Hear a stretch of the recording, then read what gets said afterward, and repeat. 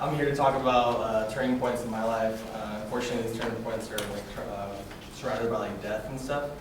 It's kind of depressing for the most part usually, but in this case, I'm really happy that these things happen. I'm not happy these people passed away, but I'm happy that the things that I've learned since then. First one would be my pet lizard. His name was Leonard. When I was 7 years old, I know, kind of weird, but I think it was at the point, you guys have probably all experienced this at some point, something all happens, you lose a pet or you lose someone in your life, and you kind of realize that, your life is going to end at some point, and you realize your parents are going to die and stuff, so I did that whole freak out thing, it's my parents, I didn't want them to die, and all that good stuff.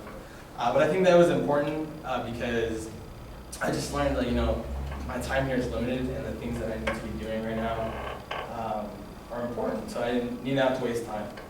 Second death was actually my grandmother. Actually, I was raised by my grandmother. My parents were not in the picture, so she was like my mother. So she passed away from breast cancer when I was in high school, which is actually very hard for me. After that, I dealt with it in an extremely bad way, drugs, alcohol, etc. And I abused the substances quite a bit. It wasn't until I had some really good friends, talk to me about everything and actually get me through that whole situation that I was able to understand that, that death ends a life and not a relationship. So I was thinking about, would she be happy with the things that I'm doing right now in my life? And the answer was no. Definitely turned my life around. Right after high school, I went ahead and also got EMT certified as well. I moved to La Jolla actually, and definitely started with ambulance company there. I lived there for about a year and a half. It wasn't until I did all that. I had a great time doing it. No offense, this is not for me. It's not what I was going to do the rest of my life. So I moved back down here, started bartending, and a friend of mine actually passed away this past year. And I remember one of the last conversations I had with her was about how I was doing EMT, and that's what I thought I was going to be doing the rest of my life, I'm a paramedic, etc. And she was like, you know what, I do photography as a hobby, or I did.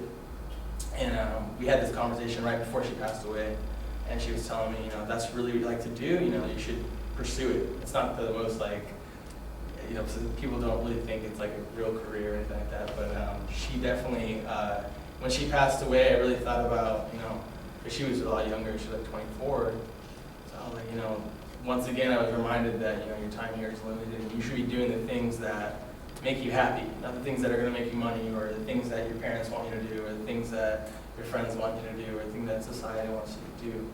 So I think that was important to me as well.